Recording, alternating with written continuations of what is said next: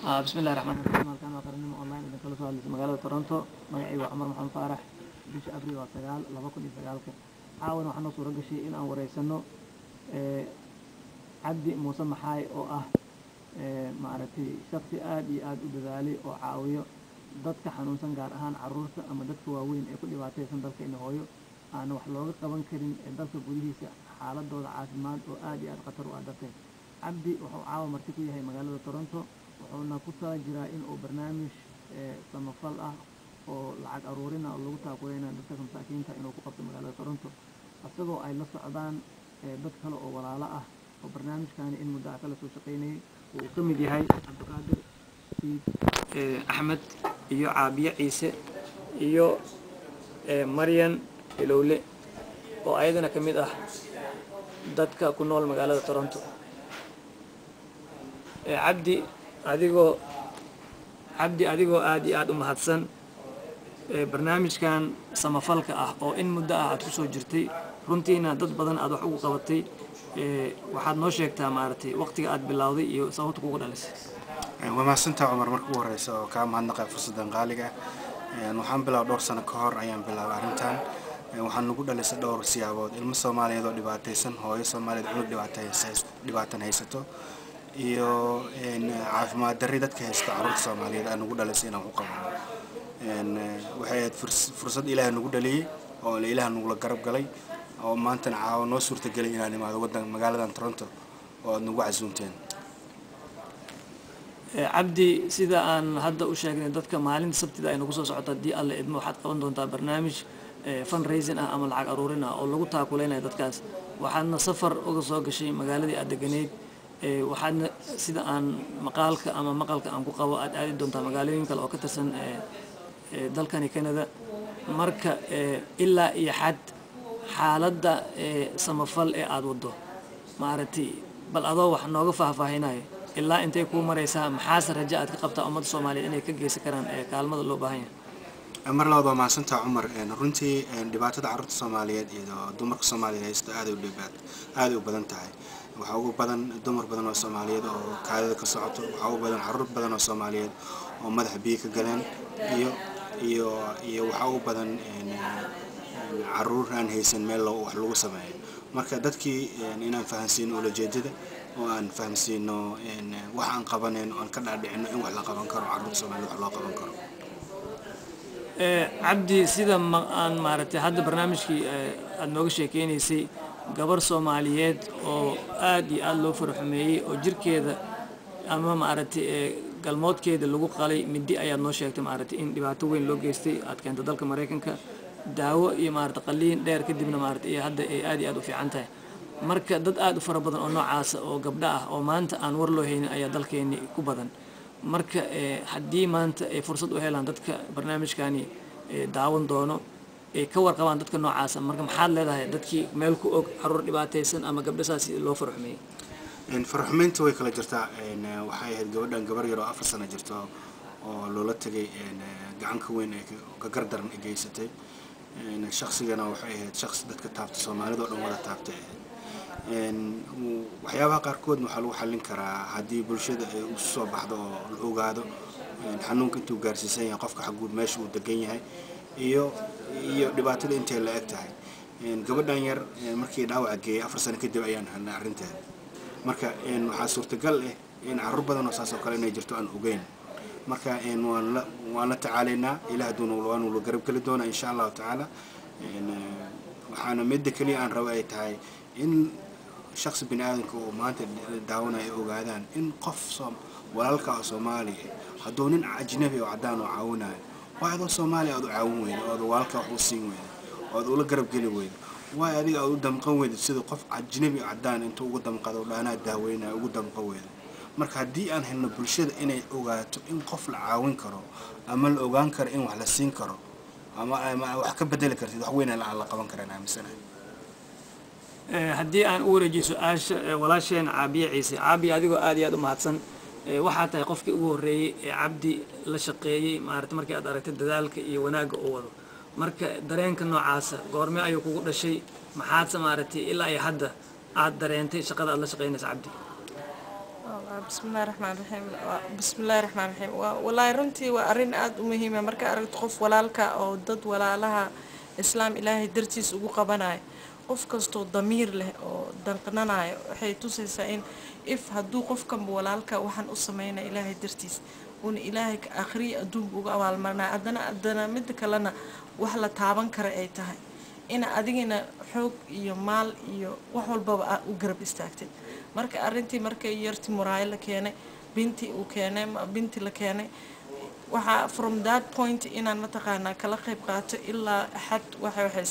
maanta isla walaalkay hooyada aabay dhaleen amal iyo way maanta Cabdiaziz ka horna mataqaana ma isgaranaynin liajil ilmahan daraadis maanta isaga sokayna marka qof kasto Soomaali oo damiir leh oo islaam ah waxaan rajaynayaa inuu arintan kala qayb qaato sababtoo ah waxa arkaysa ilmo masaakiin oo Soomaaliyeed oo ah kuwa aan xitaa waxaysan qofna u soo maqnayn mataqaan dadkeena kala dad at least u soo maqno wax u taraa laakiin majority of ilmaha maanta dhibaataysan la caawiyo waa ilmo aan qofna u maqnayn ilaahay ku soko maxaa jirceelna u maqna cidna uma maqna waa alora marka qof saaso bini aadanimo waxaysan oo dadkii ajnabiga bini aadanimo dhakhtaradii hadda binta qashay 19 hours kadib Cabdiaziz waxa ku tiri thank you at least waxay tiri shaqooyinka kale waa I get pay mataqaana inaan galo surgery laakiin tan waxay tiri ana free ah qof human being caawiya marka imagine anaga as qofkii muslim ah at the same time Somali ku ah how come aanan markino aan ula garab istaagin markii dadni ajnabiga ba ay humanitarian ugu sameynayaan marka dad daraadeed calashaan ay ugu waday ilaa haddan insha Allah ilaa inta cimrigay ka dhimanaa markino aan jecelahay markii inaa ilmaha Soomaaliyeed as much as I can't caawiya markii aad u mahadsan tahay caruurtii la keenay ee la daaweeyay caruur cunug kamid ah ayaa kula nool marka waxaad noo sheegtaa gabadhaasi magaceeda iyo maaragtay xanuunka laga daaweeyay binti maxamada ila nool ma sha Allah hadda she's 18 grade 10 high school ka dhigataa wallahi maanta hadda insha Allah after ilka yara wax yar hadii ilka yara u dhiman after 19 hours operation ay gasha mataqaana ilaa inta namburada meesha ku fadhida la jabiyay marka alxamdulillah maanta she's hadda xitaa waxa u raadinayaa wiil iga arooso marka ma sha Allah laakiin qoftan hadda self esteem keeda shalay markay timid iyo maanta it's totally different marka at least u jeedo qof dhana noloshiisa wax ka bedeshay maanta gabdhaha ficeeda 18 ka jiro ee nolol la qaybsanay shalayna maradeeda afkay duubanaysa calashaan liajli burada daraadeed marka qof kasto calashaan that is tangible things which waxa taaban karta ay tahay marka subhanallah like you know okay aad u mahadsan tahay waxaan rajaynaynaa gabadhaasi sawirkeedii hore iyo maanta muuqaalkeeda labada sawirba inaan soo gali doono aad isku arki doontaan dadaalka ay u galeen walaalaheen iyo maaragtay ummadaas kale ee Ilaahay caawinaad ka siiyay haddana waxaan su'aal weydiinaa maaragtay Cabdiqaadir Siid Axmed oo asna kamid ah walaalaha la shaqeeya Cabdi Muuse Maxay Cabdiqaadir adigoo aad u mahadsan ilaa ay hadda shaqada aad la shaqeynaysa Cabdiqaadir bal nooga waran dadaalka aad gashay iyo caawinaad walaalka aad caawinaysid dareenka noocaas ilaa ay maartay xagee ayaad sida ay u aragtaa bismillaahir rahmaanir rahiim Cabdiaziz anigu internet-kan ka arkay marka taas ay ugu dhalisay inaan maartay aan la soo xiriiro marka wixii ka dambeeyay maartay 8 bilood ka hor aan la soo xiriiray wixii ka dambeeyay waxay noqotay maartay inaan deel isla xiriirno waan isla shaqeynaa dadka la shaqeeyaan kamid ah sida maartay Caabiyo Aisha Maryam Hilowle dadka ayaan anigu kamid ahay marka wixii karaankayga aan ka geystaa aad iyo aad mahadsan tahay haddana waxaan su'aal weydiinaynaa walaasheen Maryam Hilowle oo kamid ah qabanqaabiyaha weyn ee eventiga lagu qabanayo magaalada Toronto isku dibariday khayr Allah siiyo Maryam adiga aad mahadsan soo dhaweynta aad u sameysay Cabdi Muuse Maxay iyo maaragtay walaalaha la shaqeeyo iyo eventiga aad rabto in la qabto wal walaalay maxaa kugu dhalay dareenka noocaas ugu horeysa assalaamu calaykum waraxmatullaahi wabarakaatu waa salaamaya walaalaha reer Toronto iyo inta naga dhageysanaysa ama naga daawanaysa muuqaalka marka waa arrin aad iyo aad u muhiim ah in qof bini aadana wax loo qabto oo la caawiyo diiniyan iyo bini aadanimo intaba marka waxaa igu dhaliyay inaan arrintan ka qayb qaato sida Cabdiqaadir u sheegay internet-kan ka aragnay wiilkan wuxuu u qabto Cabdi Muuse Maxay intii dhowr sano ah marka go-aan baan qaatay inaan la xiriiro oo aan kala caawiyo wixii karaankayga ah markii aan muddo isla shaqaynaynay hawada anagoon is arkin maanta ka hor ismaanaan arag maanta isuukan horreysay airport markuu kasoo degay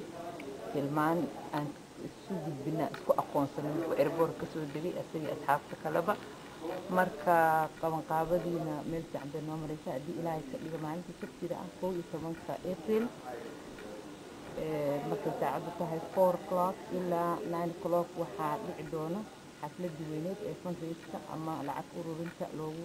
talagalay in lagu caawiyo caruurta iyo dadka kaloo ku dhibaataysan wadankii hooyo marka waxaan rajaynayaa in ay noqoto guul weyn dadka reer Torontona waxaan aad iyo aad ugu mahadcelinayaa sidii wanaagsaneed ee markaan outreach sameeynay ama arrintan aan dadka u sheegaynay ay noo garab galeen oo noo caawiyeen oo noo tuseen in ay kaba dheragsan yihiin arrinta Cabdi Muuse Maaxay haddana su-aasha ugu dambeysa waxaan weydiinaynaa walaalkeen Cabdi Muuse Maaxay cabdi adigoo aad iyo aad u mahadsan marka hore waxaan ku leenahay qarnimo online kusoo dhawo magaalada Toronto su-aasha kale aan ku weydiinayna waxay tahay shacabka Soomaaliyeed ama jaaliyadda Soomaaliyeed ee barnaamijkan la rabo inay kasoo qayb galaan kaalmada ka geystaan maxaa fariina ama codsi u diraysaa marka ugu horeysa waxaan rabaa inaan mahad gaar ah idinka siiyo qarnimo online ha ahaato kuwa inta joogo iyo ha ahaato kuwa jooga Muqdisho Umar waa mahadsantahay waxaan kaloo rabaa inaan dhaho mahad gaar ah saaxiibkay Muuse Jiis uu joogo Muqdisho oo kaalin weyn ka qaato dadkan xataa raadintooda oo ka raadiyo dad dhibaataysan meelay joogaan xataa qaarkood wuxuu keenay ceelasha biyaha kusoo qaaday marka aad u mahadsantahay Muuse Jiis waxaan rabaa dadka Toronto jooga inaan ugu mahad celiyo marka ugu horeyso maaha kaliya inaan lacag usoo doonto waxaan rabaa kaliya inaan la sheer garay xataa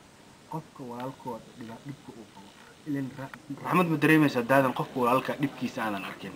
ma dareemaysa inaan qof wax u caawisid waxaa jirta qof xayawaan inta caawiya janno ilaah ku geliya ka waran haddaa adoo human being aad caawiso tiraahdeed qofkaan caawinaya walaalkay oo Soomaali kule oo isku luqadtihiin isku diintihiin bal maxaad fiil garayn lahayd ma isku dayda weligaa inta noloshaada aad nooleed oo aad ku nooleed ku dayatid asxaabtii rasuulkii dadka si isku taakuleen jireen rasuulkeena calayhi salaatu wasalaam wuxuu oran jiray qof u taakulay waxay la mid tahay qof jannadii oo kale oo la tusay ilaahay relationship kula yeelnay dadkana waxa waa adigna self esteem aad dareemaysaa dadkan aan keenayno dhan ma aqaan waxaan ka keenaa Hargeysa waxaan ka keenaa Jamaame Kismaayo Gaalkacyo Muqdisho Garowe Boosaaso Laascaanood intaas oo dhan wax soo qaadnaa Baydhabo wax soo qaadnaa haddii ay jiraan qof walaalka u xanuunsan oo cudurrada qaba madaxa biyaha ka galo ama dhabarka kaga soo baxdo ama saxarada ku xiran degdegna la soo xiriiro ku caawinayna waana jecelna kula caawinayna waxaan rajaynayaa inta kale oo dhageysanayso walaalahay inay wax ka dhahaan haddii waxaan jeclaan especially aan u mahad celiyo walaashay Maryan oo isku soo dabirida waxaan ma imaan lahayn la'aanteed iyo dhammaan asxaabta la qaban qaabiseed register magaaladan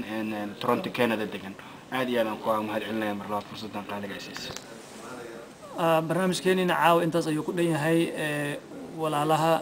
barnaamijkan daawo doonaan waxaan u sheegaynaa haddii alla ogolaado fursadna aan u helno walaalkay Cabdi Muuse iyo walaalaha la socdo barnaamijkan ka dheer ayaan wareysan la yeeli doonaa dib ayaan usoo deyn doonaa haddii alla idmo waxaan si gaar ugu mahad celinaa wareegayeena magaalada Muqdisho Muuse Jiiso oo runtii kaalin aad iyo aad u weyn ka qaatay waxaan leenahay dadaalkaaga meesha kasii wad waqtigiisa kale intaan wada kulmi doono waxaan leenahay intaas nabadgelyo